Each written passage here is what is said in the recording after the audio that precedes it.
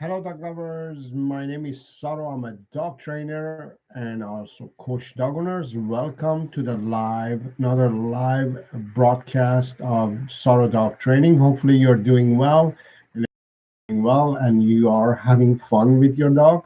If you are struggling with your dog, if you have any dog issues, if you have any trouble training your dog or anything like that, I'm here to help. Feel free to ask your questions on the chat in the chat line, and I'm gonna feel free to ask any questions. No question is a bad question. You can ask any dog related question regarding health, behavior, training, anything, diet, anything that you feel that you need help. I'm here to help you. And welcome to the channel. If you are a first time here, as I said, this is a Sorrow Dog Training. We In this channel we talk about dogs, dog training, dog behavior, anything to do with dogs, but with a different approach, which is with the approach of educating dog owners and also helping dog owners to become an educated dog lover without the use of food aversive tools like shock collars, prong collars, choke chain collars, force, or domination.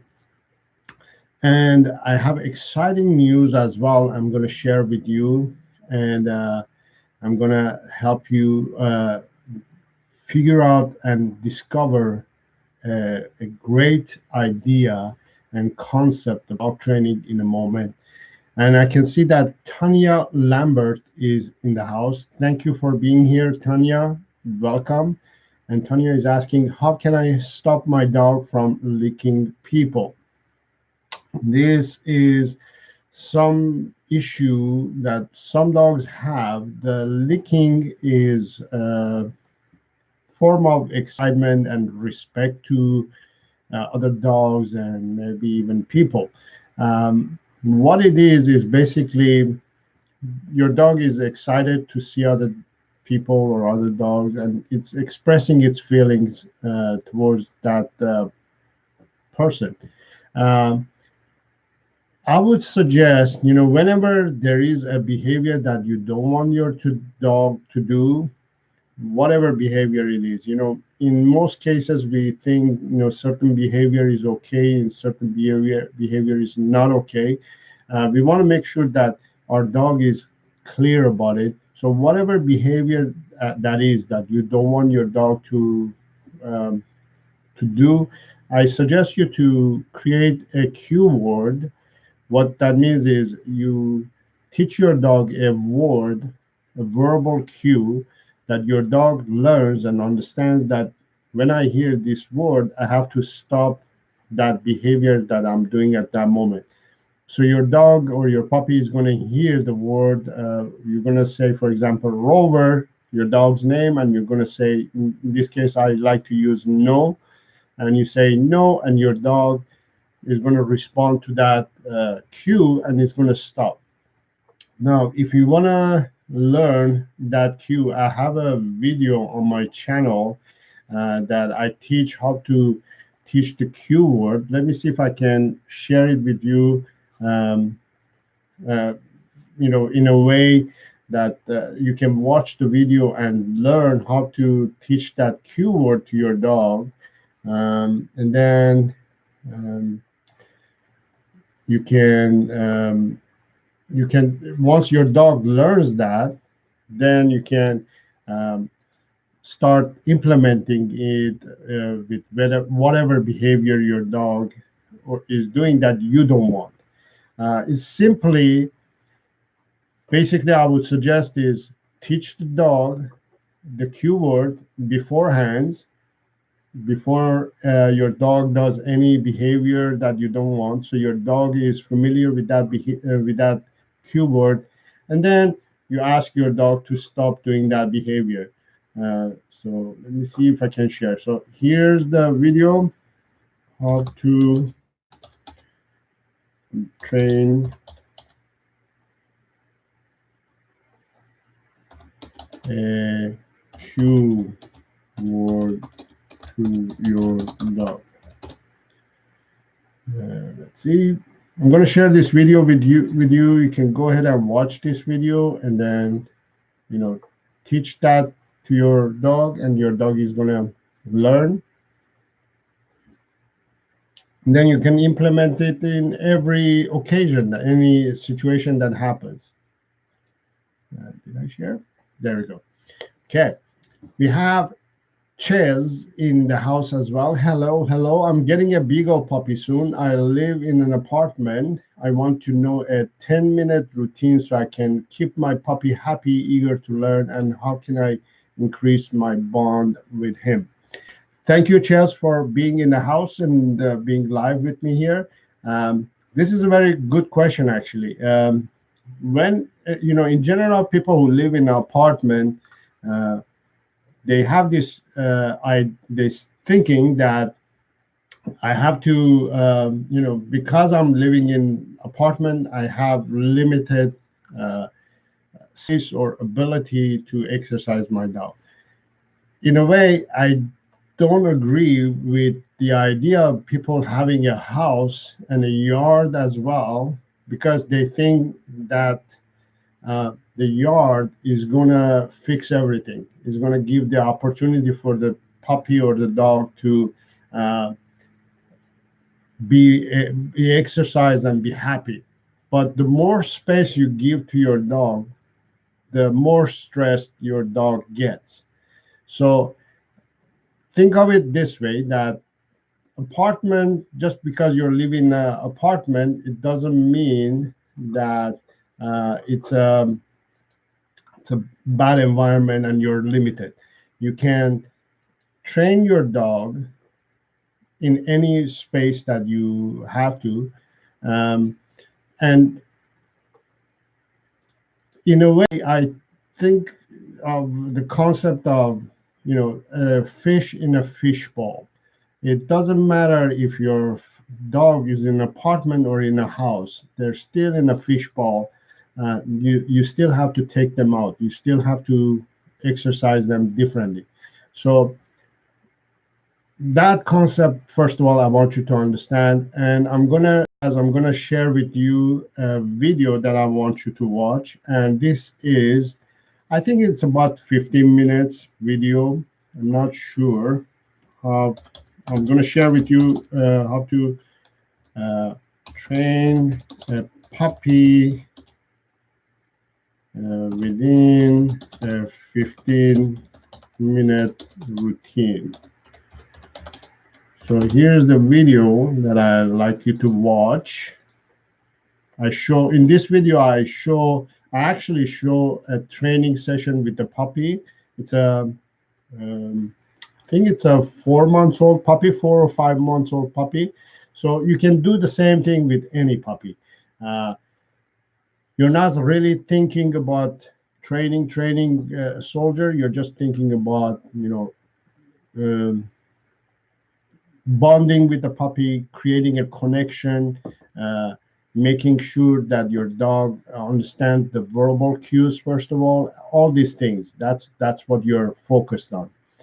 So that's a great video for you to watch, actually, and you can learn how I train, how I train the dog without the use of treats or force or domination, and I use play. We play game with the puppy and we learn and we train. Thank you, Chaz, for your question.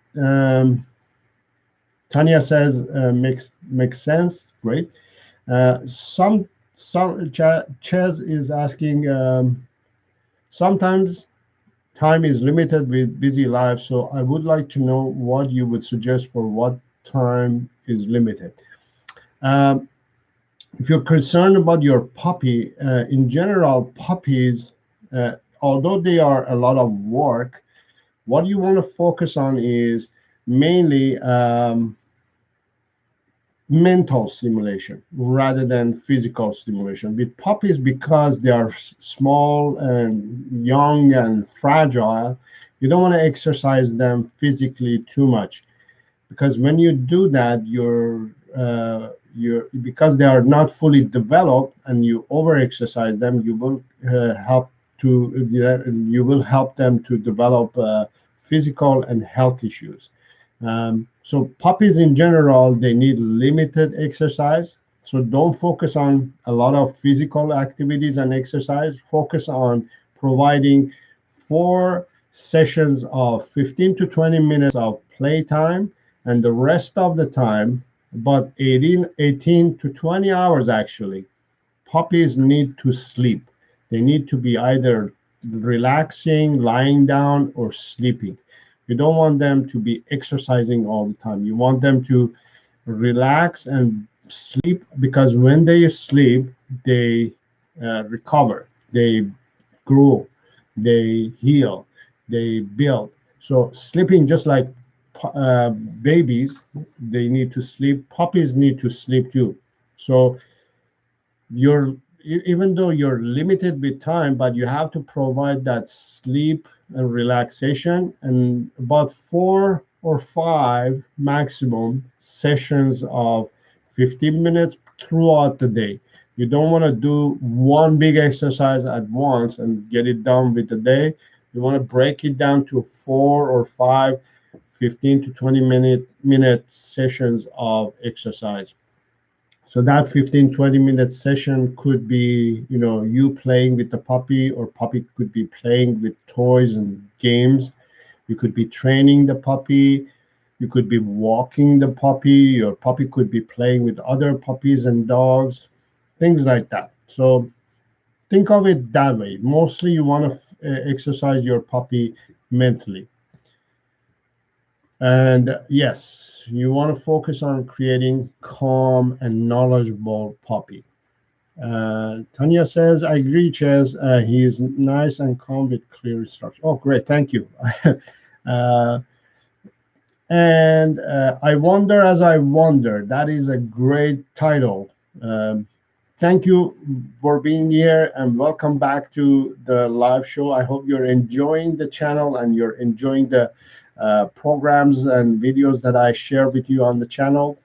I would love you if you could do me a favor and share my videos, share the channel with everybody that you know, because I have an upcoming video. I'm going to talk about it in a moment. That is very important. But let me answer I Wonder as I Wonders questions. Dogs are pack animals. There's no substitute for interacting with them personally. Um, you know, the idea of dogs being pack animals is a little bit redundant. I think it's overused. Dogs are a little bit different than wolves and other animals who are pack animals. Dogs, because have been domesticated and designed and bred for humans by humans, they have changed their personality, their, I would say, lifestyle, right? They're not much of a pack animal anymore. They're more family oriented animals. What that means is, because dogs have been bred and designed by humans, we have created these individual breeds and animals and dogs in a way that are designed to live with humans. Not much other dogs, but mostly with humans. We want these dogs to be more able and capable to live with humans. So we have the way we have bred them and narrowed down the breeding to the point that at the moment we have a family dog rather than a pack animal. Uh, Family dogs in this day and age, they are family dogs. So we used to have dogs, and then we had friends. Dogs became man's best friend, and then they became pets, and now we have family dogs. They're considered family dogs, family member in a way. So yeah, I would say they are a family member, so they need that interaction from us. from humans mainly, but they also thrive having other dogs or other animals around them. So I hope that makes sense. I wonder as I wonder.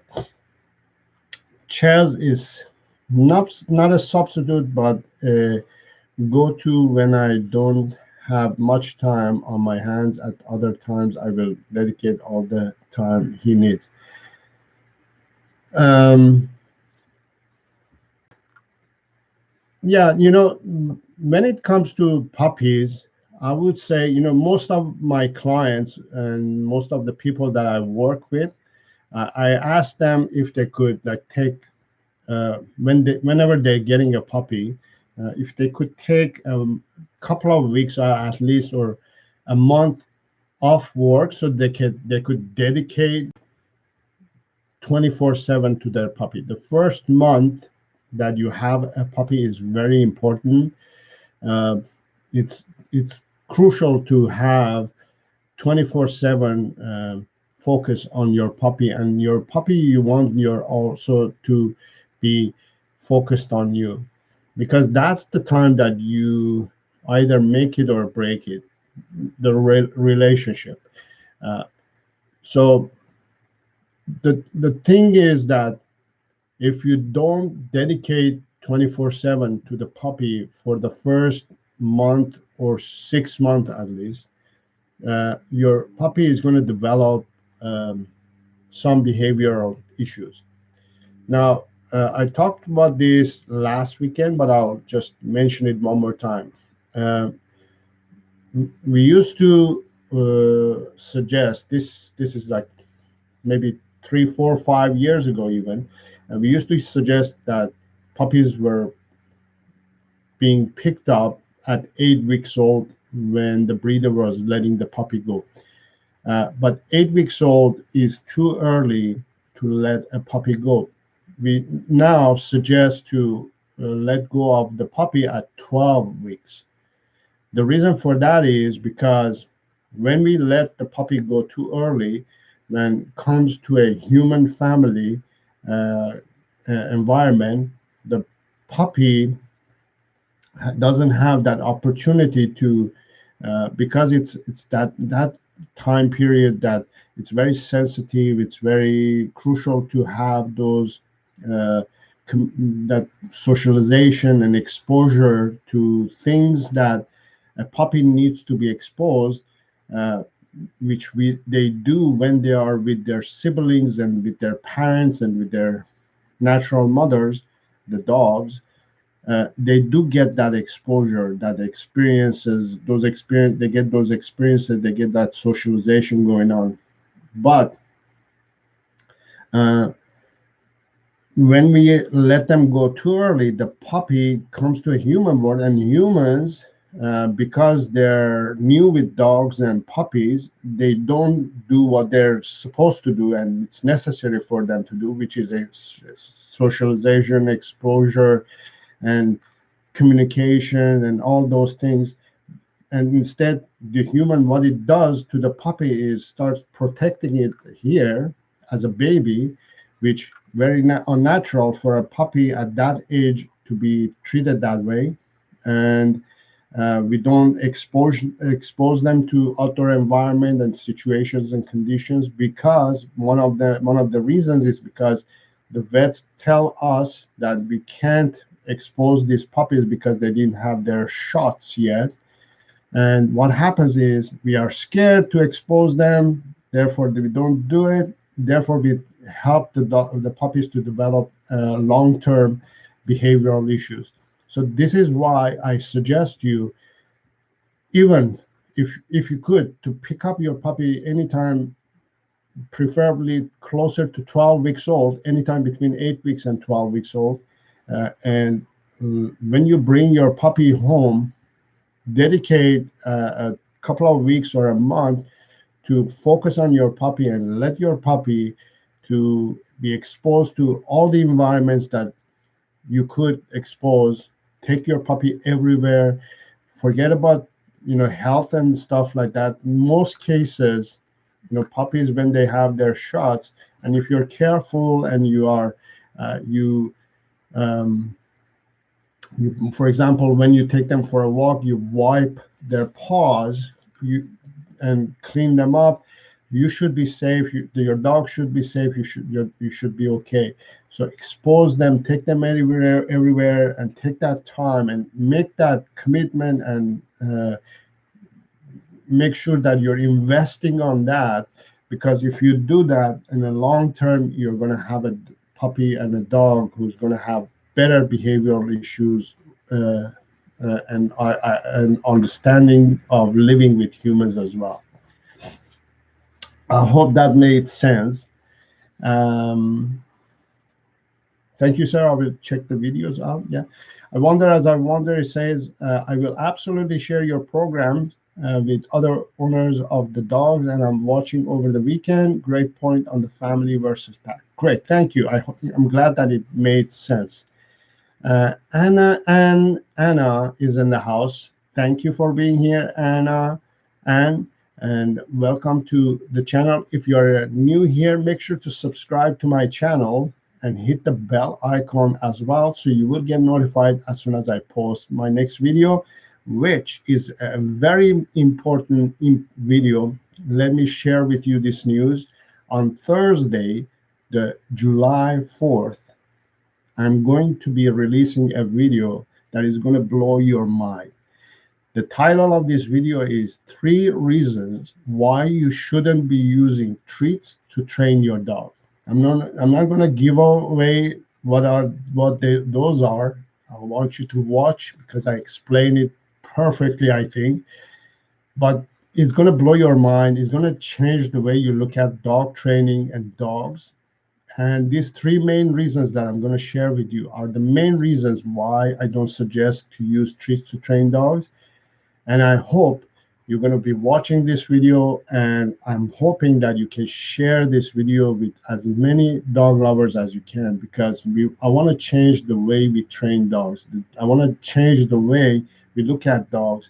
I want to change the way we uh, think about dogs. So I hope you're going to make sure to watch this video, because it's going to, first of all, going to blow your mind, and it's going to change the way you think about your dog and general dogs. And I would say it's one of the most important videos that I've ever made. So hopefully you're going to enjoy it. So make sure to subscribe and hit the bell icon so you won't miss this video.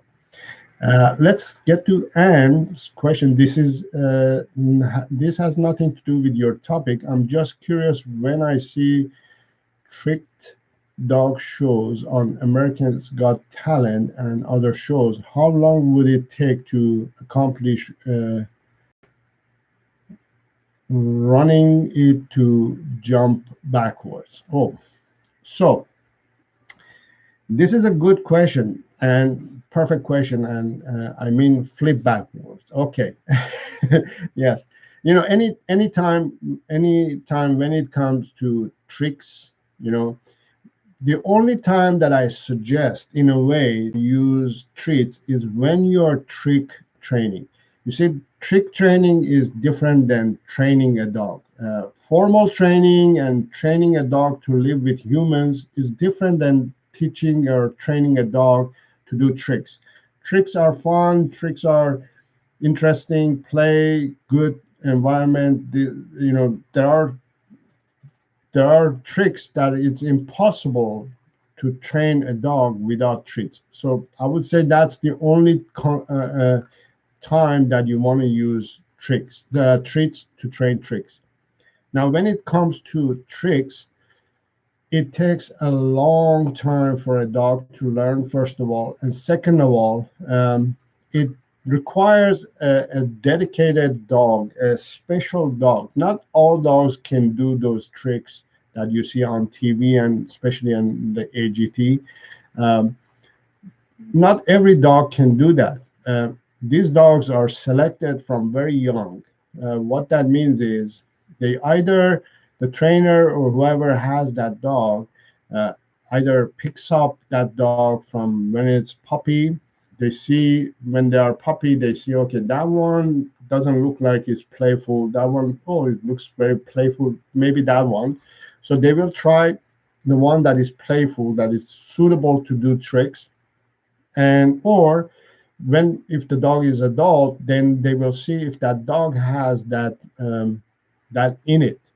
And not all dogs again are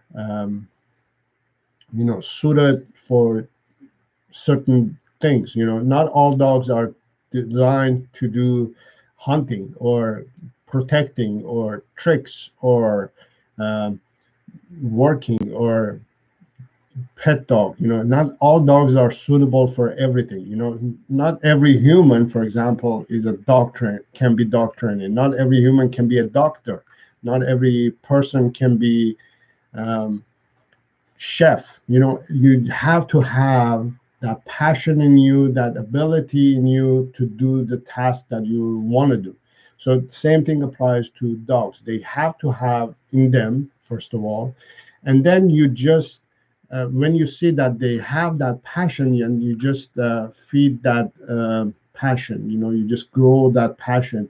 So first of all, you have to have the right dog, right personality, and second of all, you need to practice all those things for maybe even a year.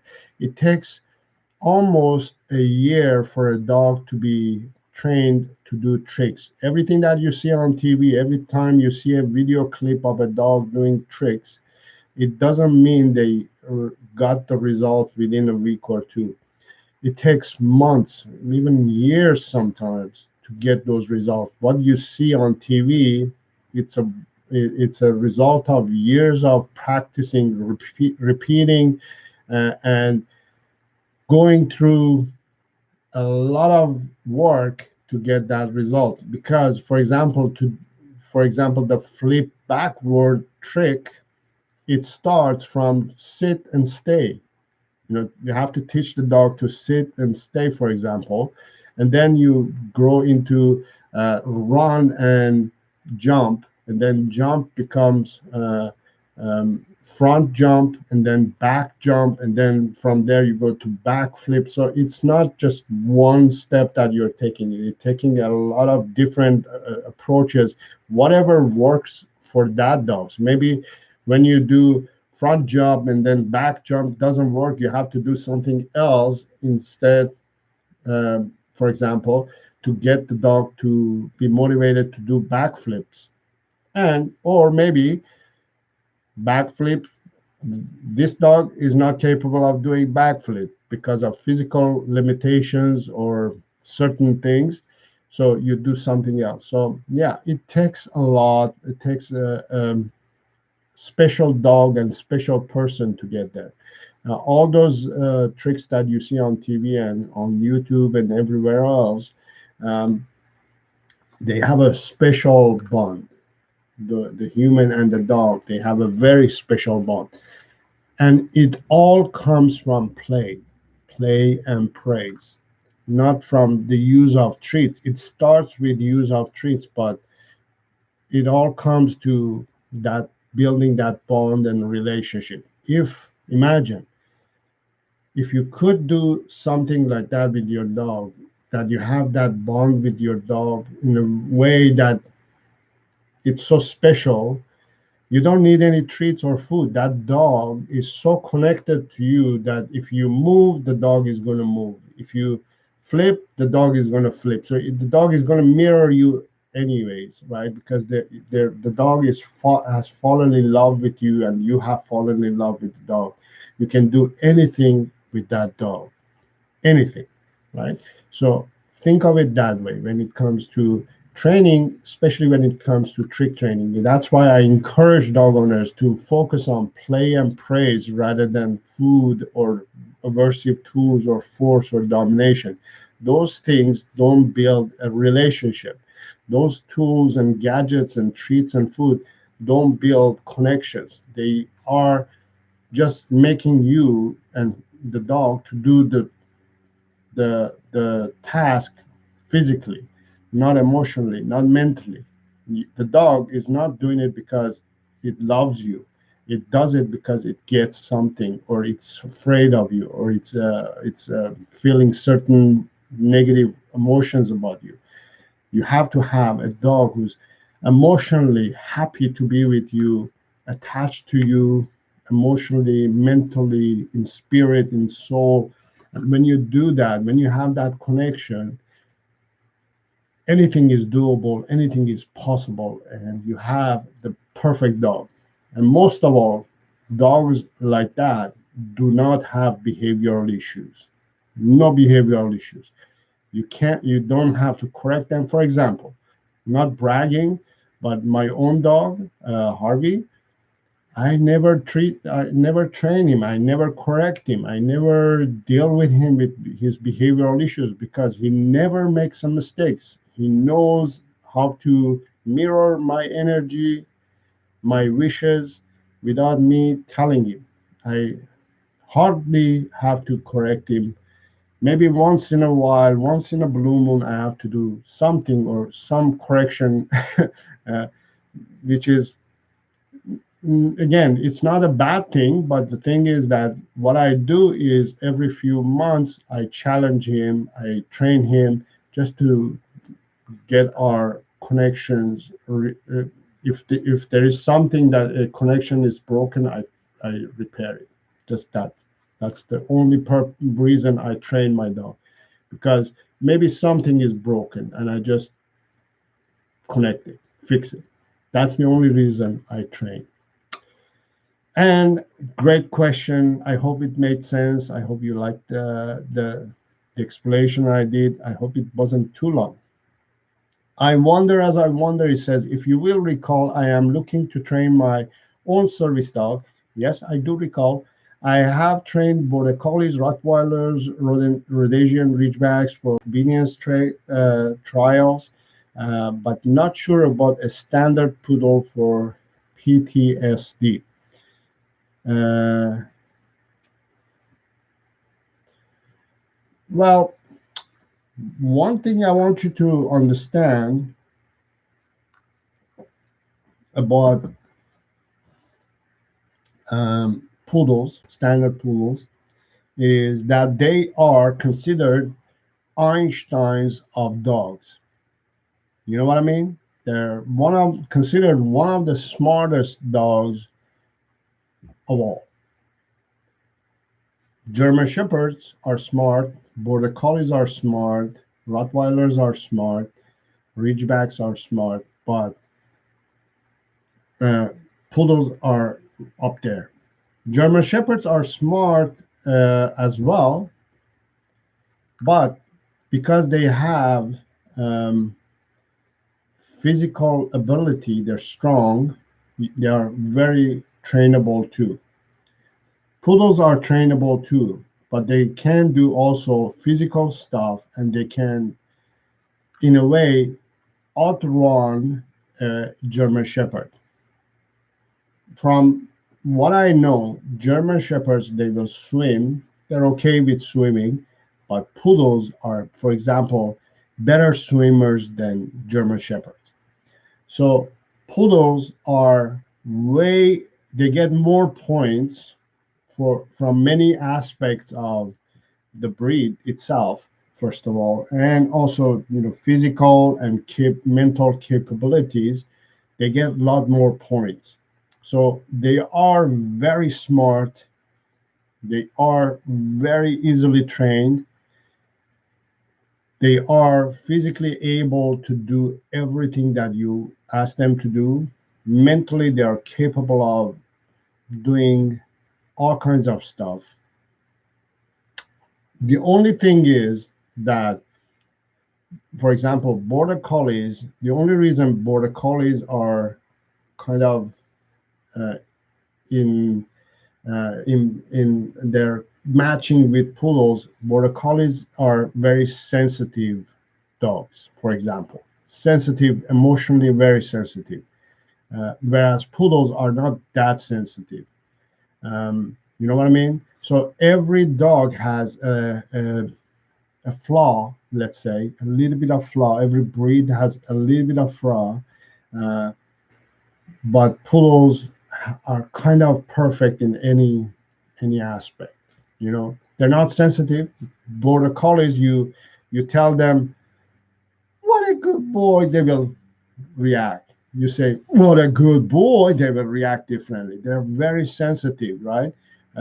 They take everything personal, right? Whereas poodles, they're like what?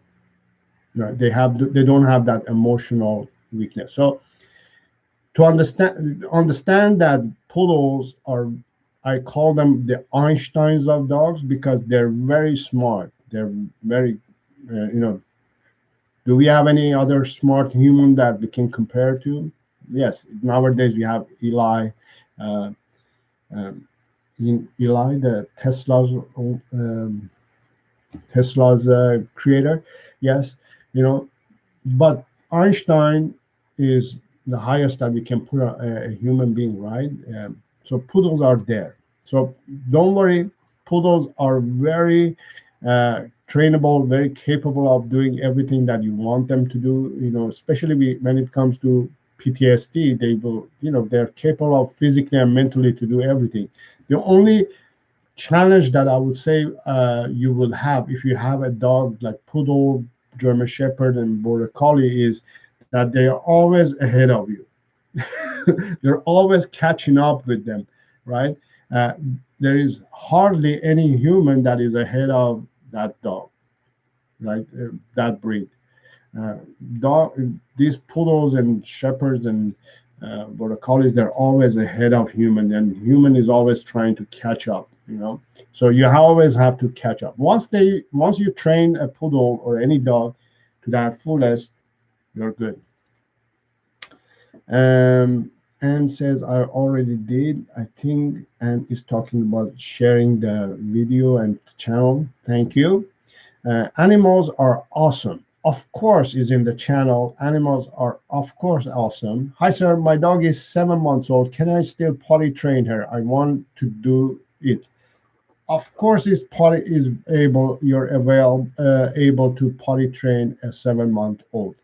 What I'm going to do in the chat area, I'm going to try to share a video playlist that all I talk about how to potty train your dog, whether it's a puppy or a adult dog, 7 months old, even 3 years old, whatever age. You could potty train your dog or puppy within 48 hours, and I'm going to share that.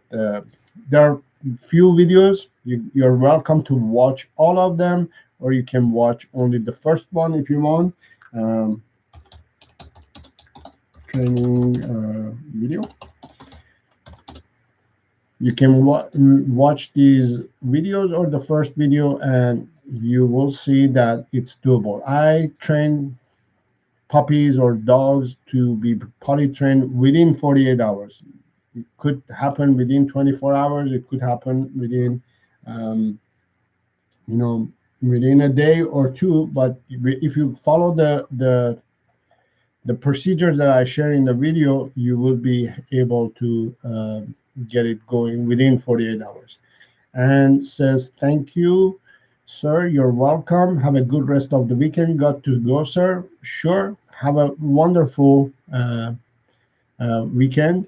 And I wonder, as I wonder, is saying always, absolutely always ahead of us. Did I share it? Yes, I did share it. Yes. So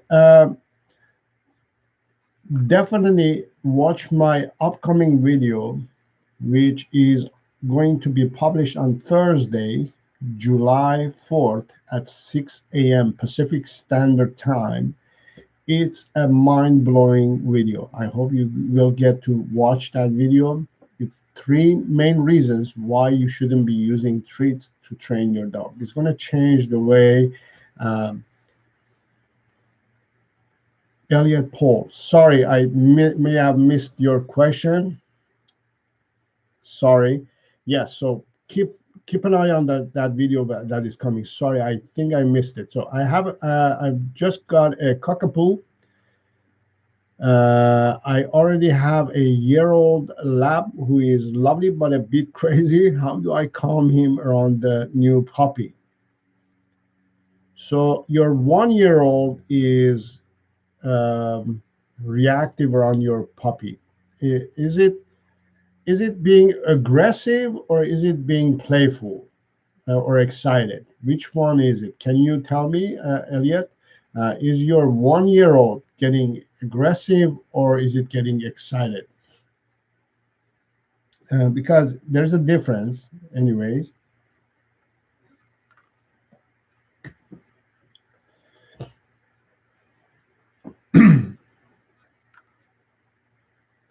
But in general, um,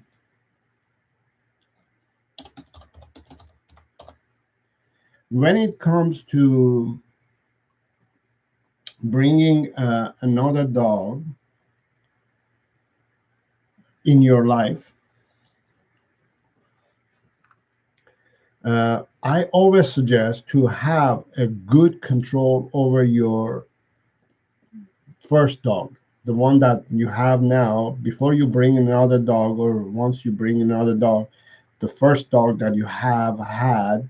Uh, it's a good idea to have complete control over that dog um, before you bring another dog. Because when you bring another dog or another puppy to your life, what happens is you are now dealing with two dogs, right? You're dealing with two bad dogs, two uncontrollable dogs. So what you want to do is you want to make sure that you have control over one dog. So um, you're not worried about that dog. Your focus is on the new dog. So what you want to do is um, first of all, have that control over your one dog at least. Second of all, um, keep your uh, keep the dog that is bothering you on leash.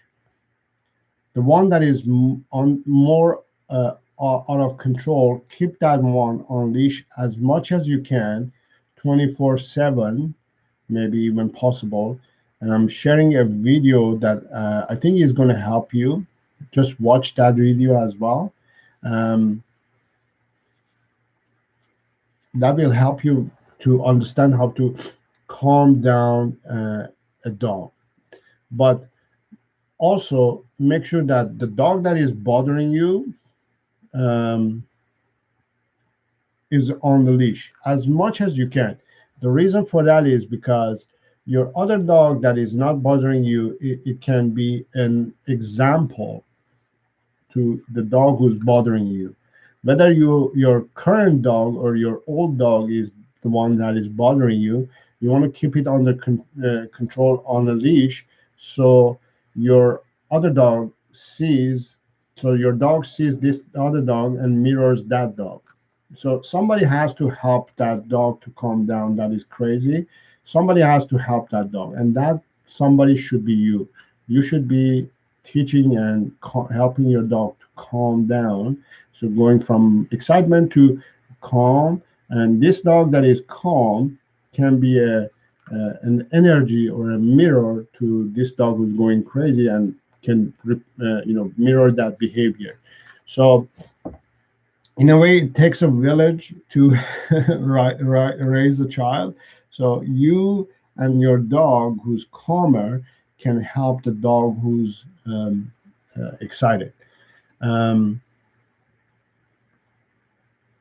and he's not aggressive at all, just playful, and obviously he weighs 6 to 7 stone, so he must be careful around the tiny puppy. Yes. So what I usually, in this case, I would suggest, if it's not aggressive and it's playful, what I usually suggest to do is um, exercise them. You have a year-old and you have a puppy, right? A cockapoo puppy. A year-old, you have a year-old and also a cockapoo puppy. So I would suggest them definitely exercise them separately. So each one of them needs separate time. For time being, for the next, I would say, for maybe 5 months, you need to separate them and you need to exercise them separately. So exercise your 1 year old separately. Take it for a walk. Take it for uh, play with other dogs, and then bring it back when it's nice and calm, and then expose it to your puppy. So puppies and your dog are almost in the same energy level. So you have to kind of match the energy level. So see how much your 1 year old needs an exercise. So do an experiment. For example, today take your 1 year old for 30 minutes walk and bring it back. See if your their energy matches.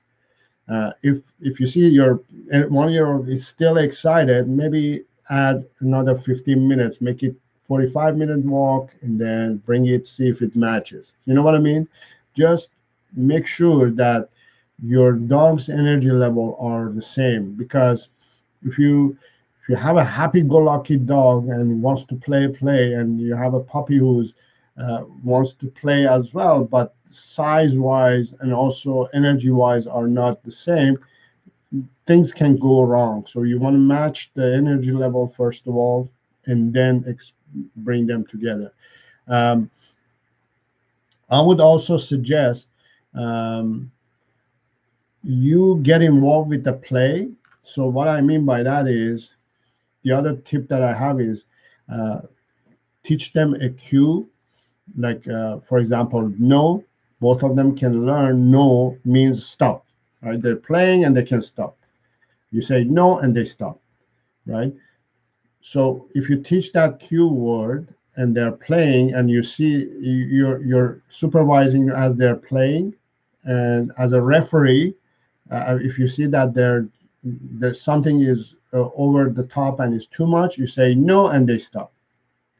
And then, all right, calm down. Okay, go at it. And they go again, right? And if you see that it's going too much, say no and they stop.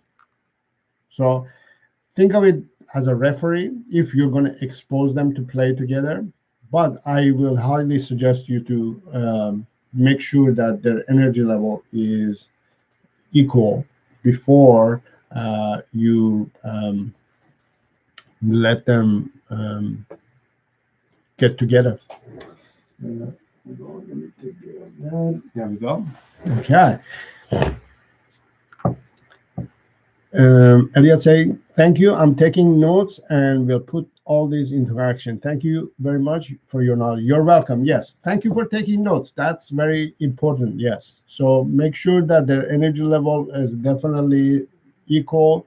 And if you're going to let them be together, make sure that you act like a referee and have a cue word. And if you want to teach the cue word, I just shared earlier a video that I show how to teach a cue word, which is you can teach the word no to your dogs, and they will respond to that word, no. In this case, I teach no. You could use any word that you're comfortable with, any word that you feel comfortable using.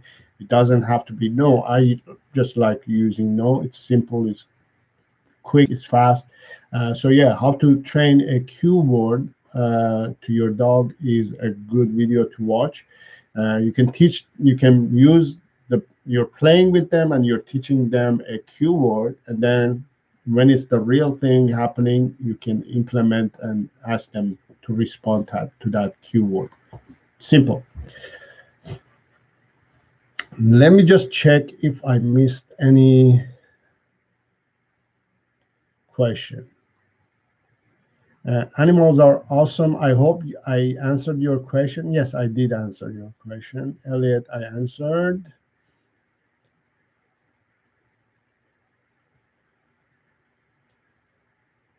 Okay, I think I answered everybody's question. Great. Thank you very much for everybody for being here. I really enjoyed the Q&A session today. I hope you enjoyed too. So keep your eyes open for the Thursday, July 4th video. Please help me share this video. Uh, Help me to get this message out. And I think it's going to change the way you look at dogs and dog training. Uh, Please share my channel. Please share this video as soon as you watch it. Let everybody know it's a very important video. It's 3 reasons why you shouldn't be using treats to train your dog. It's gonna, I think, change and revolutionize the way we train dogs. I'm putting a lot of work on this video, and I hope you're gonna enjoy it and love it and share it. And if you're new here to this channel, make sure to subscribe to my channel and hit the bell icon as well, so you will get notified as soon as I post that video or my upcoming videos, or even when I go live. And I had a great time here.